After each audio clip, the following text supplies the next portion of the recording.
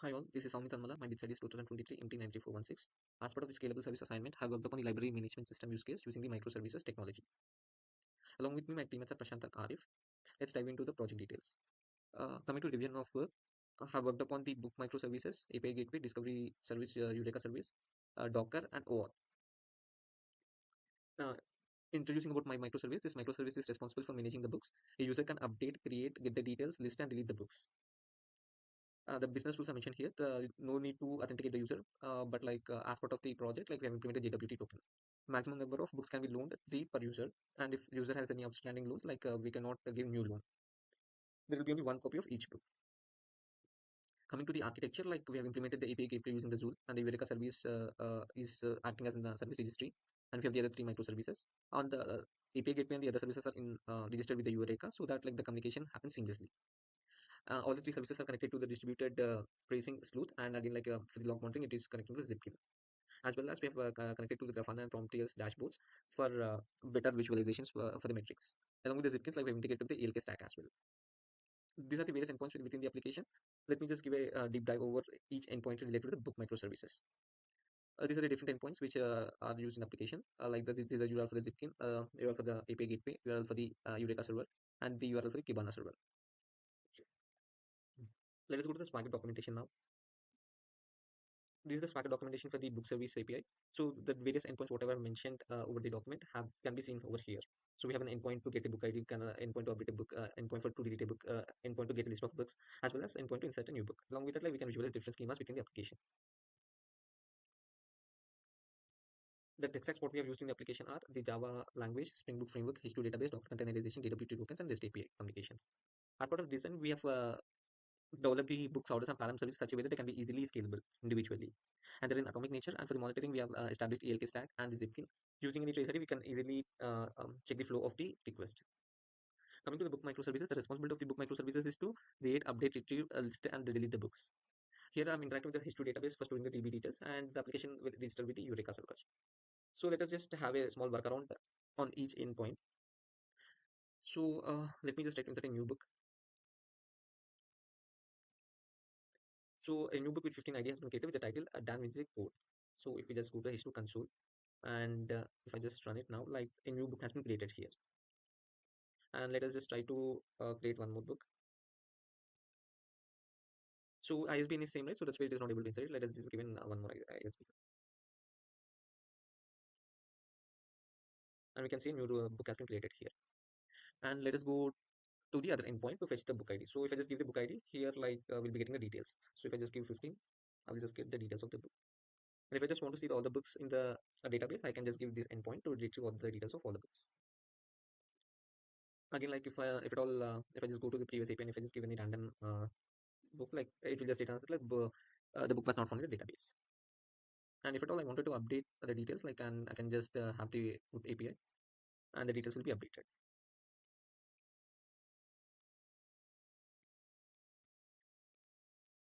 So the categories have been upgraded here. And to delete a book, like I have an API, I have to just pass the ID over here, and if I just click on here, it has been successfully deleted. So if I just go to back to the database, I can see the 15 record is deleted now. So this is all about the endpoints which have been mentioned same in the documentation too. Coming to the API gateway, the API gateway here acts as routing and filtering the incoming request to the microservices. And like here we have used the Netflix rule for routing the for the API gateway. So here like the API gateway is hosted on 8762. That's where whatever we are running in the Postman also, like we're using 8762 only. So let me just go to the API gateway. As a port is defined for the API gateway 8762. So that's where we even we're defining the routing to 8762. Let me just give a code wise explanation. So as I was mentioning, right, like we're using this tool. So we have installed the required dependencies over the pond.xml, and for the routing, like here we have defined the routes. So whenever the request comes to the this path slash book, like it has to route to the book service. So similarly, whenever the request comes to the whenever the request comes with the slash order, it will route to the order service. Whenever the request comes with the slash param uh, reject pattern, it will go route to the param service. So that's how the routing is happening, and these services are defined in the Eureka. So that's where the application were connecting seamlessly. Even this is snippet, like whenever we just hit it, like we can see it is first going to Docker discovery service and the book service, and it will even route to the API gateway. From the API gateway, all this will happen. Coming to the discovery server, like the Eureka. Here we're using the Netflix Eureka as a discovery service. Like here, all the applications will be registered and they will communicate seamlessly. So if I just go back here, like the book service, order service, and the parent service are registered. So they're the same name connection we are using the API gateway as well. So that's why like the three applications are communicating with the Eureka. Coming to the distributed tracing zip. So like we are using Zipkin for the distributed tracing. So when if I just run a query, like it will just show what are all the operations we have done that. So we can just trace what has happened with this request. So it went to API gateway and then book service. All those details can be seen. And if I just go to dependencies and if I just run a query over here, like it is showing like it went first to book service, then it went to Param service. All the dependencies are shown over here. So how the requests have been flowing, how many requests have been sent to book service, how many requests have been sent to Param service. Those kind of details can be seen over here. And we can search with the trace ID. And with the trace ID, we can visualize what has happened with the specific request. We've been integrated with the Logstash as well, and like whatever the logs we're pushing to the Zipkin can be visualized and that can be mm, can be generated as a reports for the business users.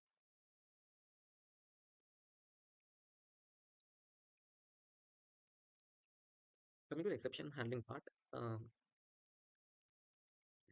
so like as I've mentioned earlier, like if I just try to get a book of unknown ID, like it will the IP will return and the book is not found. As well, if I just want to delete any book of which we don't have anything, it will return an error. And if I just wanted to insert a book with the same ID, it will throw an error. So these kind of validations have been taken care by the book microservice. These are the execution steps have been mentioned over here. We have to import the Spring code into the Eclipse or IntelliJ of your preferred IDE, and you can try to run those. And we have to have the Docker Hub and the Maven, and you can just follow these steps, and then you can run your application. So let me just give a high-level overview of the code. As I've mentioned, like API Gateway is acting as the entry point to the onto the application. So here, like the routing is happening. And let me just go to the book services. So we have defined the enable structure manner, like we have the controller services in the different packages. And let me just go to the controller.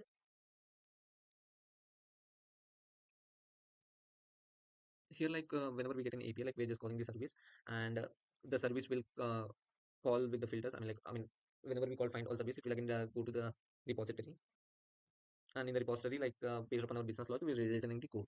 So everything is well structured. Like we have the controllers, GTOs, everything separated, and all the endpoints can be seen over the book controller API. This in this controller, we can visualize all the endpoints over here. And if I just go to these resources folder, it is defined on 7500 port number, and it is registering with the Eureka, and so it is connected to the H2 database. Those details can be seen over here.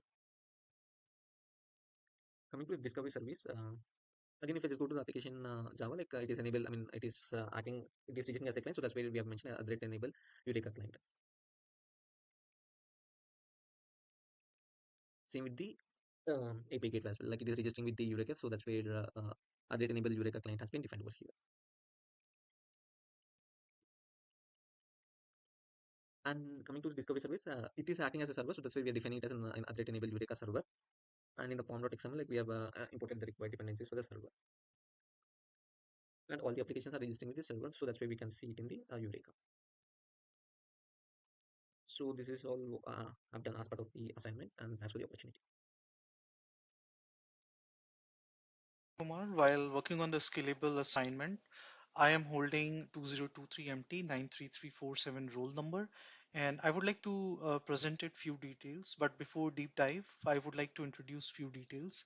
So this project is based upon the microservices. I I worked on the order service, one of the microservice, which is hand in hand working with Param service and book service, and these requests coming through with API gateway with the help of service registry, which is actually keeping the authorization keys over there. In the right side, we have a log monitoring and system monitoring, in place.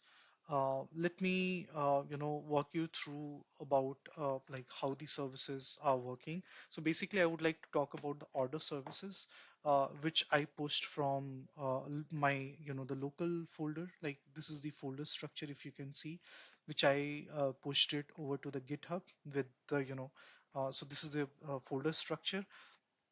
While what is the key responsibilities while orders microservices, I'm talking. So this is basically responsible for managing the borrowing and returning of books.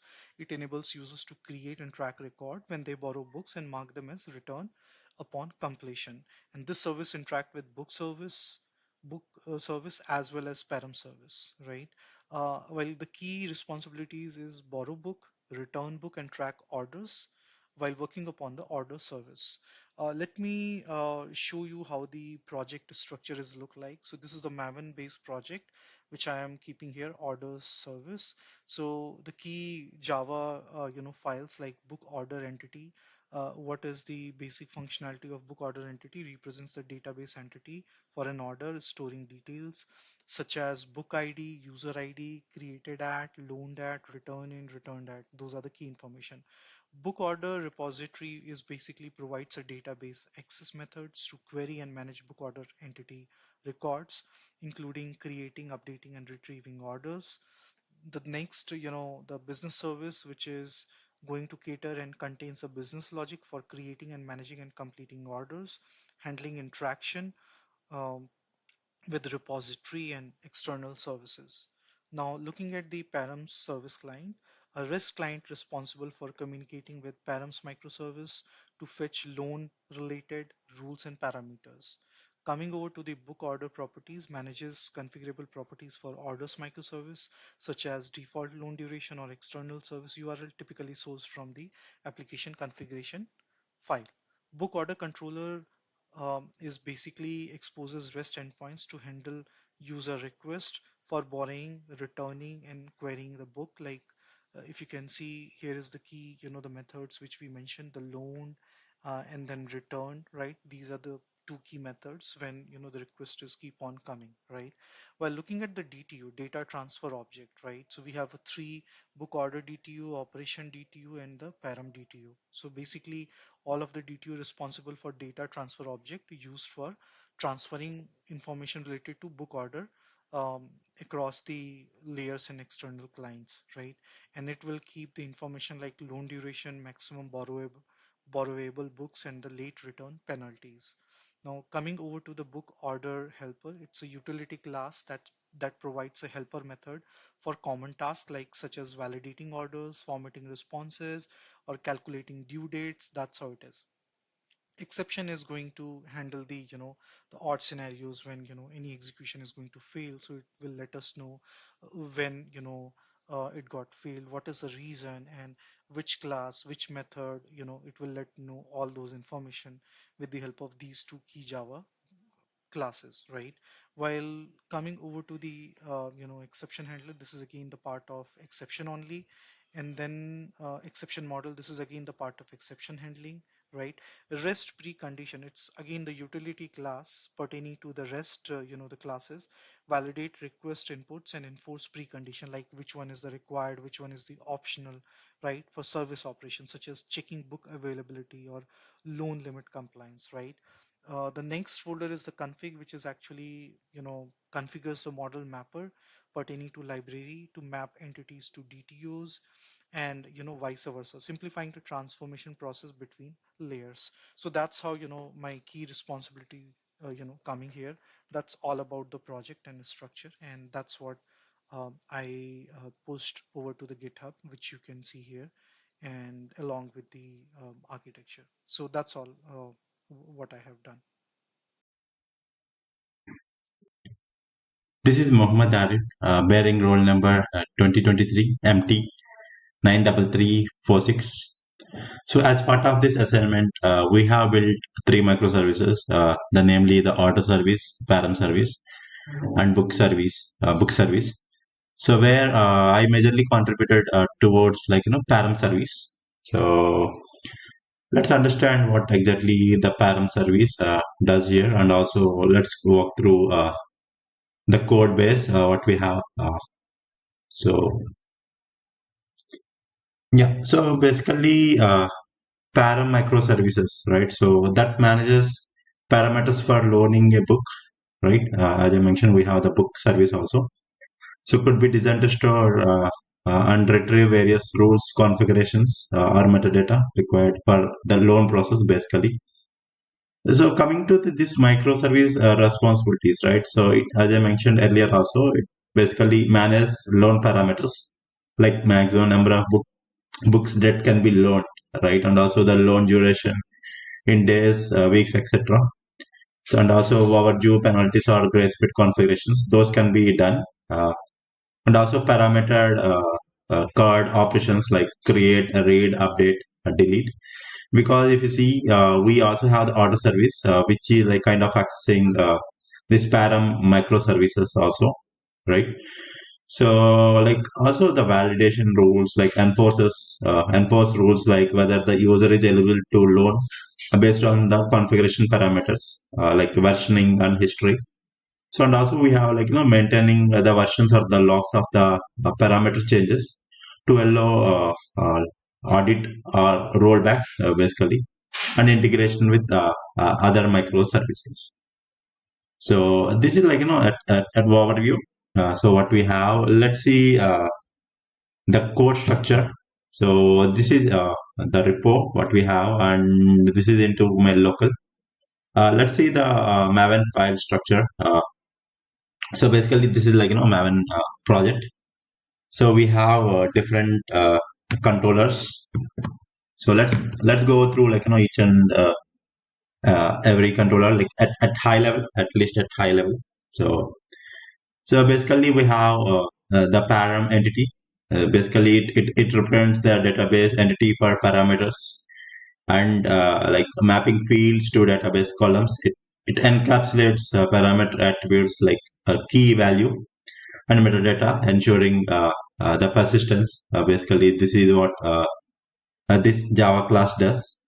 And we also have uh, Param repository Java class. So it interfaces with the database using JPA or other ORM frameworks to perform the card operations like create, read, update, delete, basically.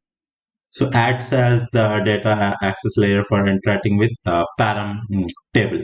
So basically, as I mentioned, right? So it's the like key depending on the key. That's where it decides the specific records from a param table. So we got param service basically implements core business logic for managing parameters and orchestrates repository operations. Service has the intermediary between the controller and the repository layer basically. So it's like an interface between this repository and the controller layer with the param controller layer, what we have here. Basically, what Param controller does, it defines the REST API endpoint URLs. So here we can see we got the different API endpoint URLs for managing parameters and handles HTTP requests and a response. This controller is basically responsible for sending the request and getting the response back, and delegates the business logic to the service layer, what we see in previous controller class, right? And returns the API response. So here we can see here, right? So we have the different status code for the response we receive basically. So we got param DTO class also. So a lightweight object for transferring parameter data between layer without exposing the entity directly. Basically, you can say this is like an encapsulated class here. Basically it ensures the separation of concerns and facilitates the only like kind of input and output validations, right? So basically this is what this class is responsible. And jumping on to param helper, it provides reusable utility methods to simplify and modelize the parameter related logic. Typically includes validation, formatting, and computation utilities basically. And we got helper, as I mentioned, right? So this is done. This is just for reusable and modelize the parameters related logic. And we do have like controller exception handling because for any class, right? So we need kind of exception handling. So we got those things in place here.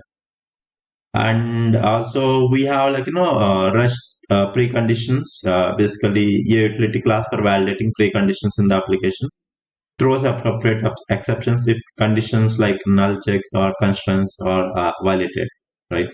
So we got the other files also, like the config file and API dot application dot Java, right, and infra file. So where we have the config, as I mentioned, so we can do like basic configurations over here. So yeah, pretty much about this microservice. Yeah, thank you.